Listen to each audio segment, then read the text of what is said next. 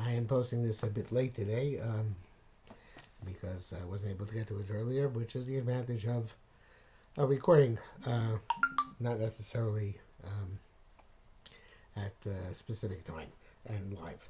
So we're up to Mechalka Chaim Mechesim Chaim Mesim Barachamim Rabim, and I started speaking about that yesterday. Chesed is giving without any cheshbon. About Chesed, Avraham Avinu gave without any consideration to whom he's giving. He just gave. That was his midah, and it's a midah of which has no reference to the entity towards which one is giving, whether it's necessarily good or bad. It's just giving. That's why he had to wait till Sarah to tell him that Yishmael should not be getting what he was giving him, and that Yishmael should be evicted. Avraham Avinu himself would not have realized that because that was not his discernment, which has to do with Gevura. That was not his cup of tea. Rachamim is chesed, but with a catalyst. In other words, something provoked my pity.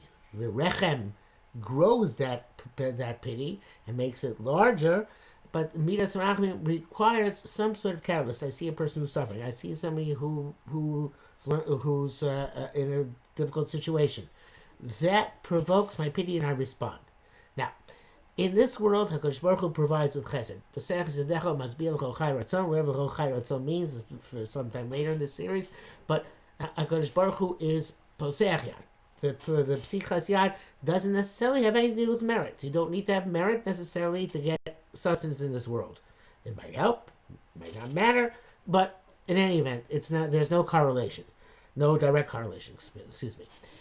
In terms of Tchias HaMeisim, though, Tchias HaMeisim, you gotta be zeicha to it. Now there's Rachamim Rabim.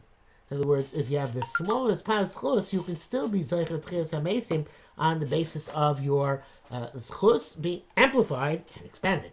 But you need to have a schus which provokes Rachamim Rabim. Then we have Somech Noflim. HaKadosh Baruch Hu obviously lifts up the downfallen, right? That's the Rofei Cholim, right? It's a higher madrega, Rofei Cholim. That was a nofel. It's easy to pick up. A chole, it's harder to heal. Umatir Asurim, and somebody who is imprisoned, it's even more difficult to get him out of prison sometimes because he is asur. He is held. By back. He is restrained.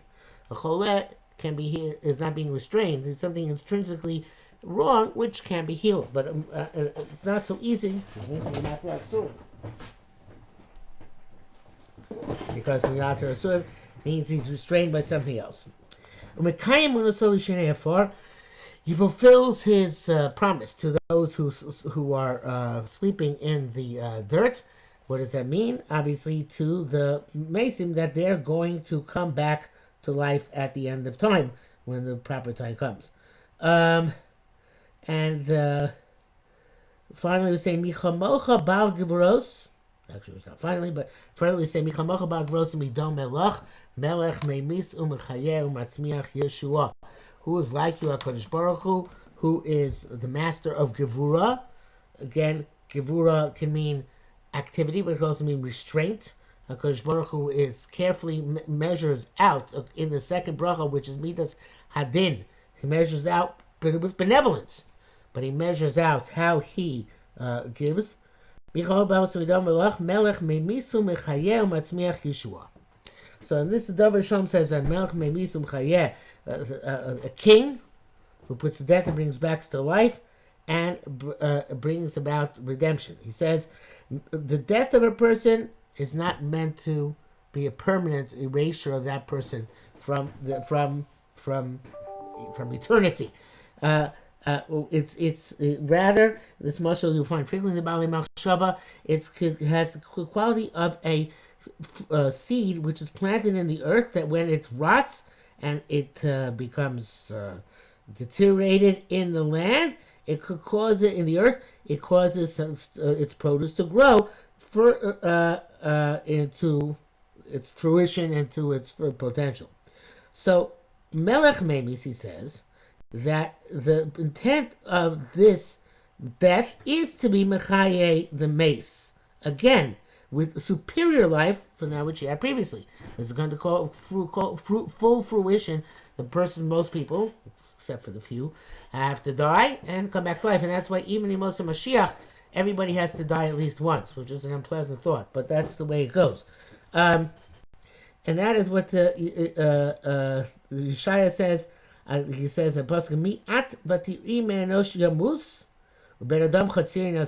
are you that you're afraid of? A person who dies and a person who then gives produce. Why do you have to be afraid of the death of a person? The death is not a complete annihilation, only it's a benefit that he should become like produce which grows from the kernel, from the seed.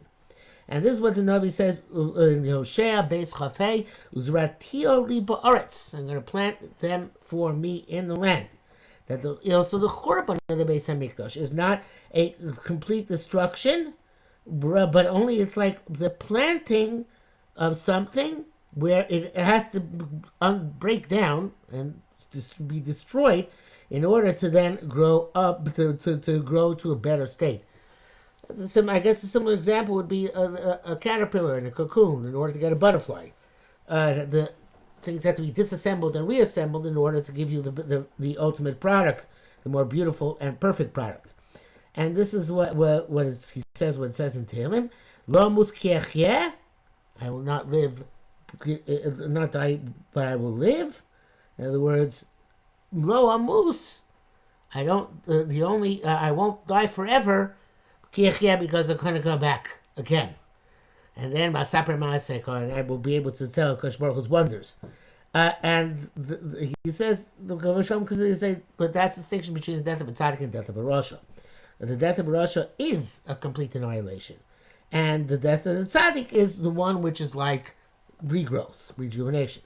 So he says, and that explains the pasuk in Tehillim, that lo amus, a total death, but rather I will grow by this through this death, like the produce grows from the kernel which germinates and is destroyed in that way.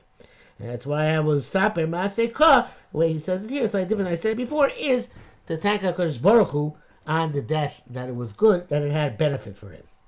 So the Chasimas Abracha is Nemon Atol Achios Meisim, and it's important to know that Nemon means we're saying to HaKadosh Baruch Hu, it's a promise. Midas Adin also respects promises. So therefore, HaKadosh Baruch Hu is a Nemonus in Chayim Meisim, even if the circumstances are not necessarily the greatest, but nevertheless, HaKadosh Baruch Hu has promised to be Mechayim Meisim, and therefore we hope that he recalls the promise. And finally, finish this bracha. Brucha to Hashem Mechayei HaMeisim. HaKadosh Baruch Hu is Mechayei Meisim, and this has to do with the fact that HaKadosh Baruch Hu constantly is Mechayei Meisim. In other words, the things are constantly rejuvenated.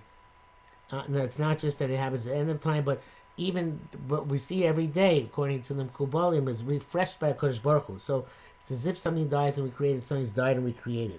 In the Iyun Tefillah, another commentary here in the Yotzer Tefillos, he says that in this bracha it says 5 times Tchias HaMeisim in order to indicate the 5 madregas of the neshama, which are brought back to life. Nefesh, Ruach, Neshama, Chai, and Yechida, which is not something which we'll go into tonight. And he does explain here the various different levels, but again, I don't want to take too much time to that. And then he brings down that in the Tshuvas Arbaz, I think it's a famous Tshuvas Arbaz, that there's a Kabbalah which we have that there are going to be 2 Tchias HaMeisim. One before Bias Mashiach, before it said for the tzaddikim who died in Golus, in order that they should see how the benefit of Am Yisrael, and another one is that the general Tchias HaMeisim, which is afterwards. So he wants to say that the Tchias HaMeisim is mentioned 5 times for the 5 Tchias HaMeisim which were in the 6,000, which are going to be in 6,000 years of creation. The days of Elio, the days of Elisha, Elio and Elisha, and the days of Yechezkel, dry bones, and twice at the time of Lo Asid Lago. I don't remember the Rabbaz that way, and I might be mistaken, but my memory of the Rabbaz is that both Chiyas HaMesim are after Moshe Mashiach. Initially after Moshe Mashiach, the tzaddikim were necessary in order to bring the tikkun of the world brought back, and at the end of Moshe Mashiach is that everybody else is brought back in order to have the Yom Adin HaGadol V'Handoira, in which there's a third Chiyas HaMesim at the beginning of the next world, Olam Haba. Although, according to the Ramban, it might only be, according to the Ramban, I'm not sure if there we have three sources for Chiyas HaMesim, which is the Rambam and the Ramban and the Radbaz.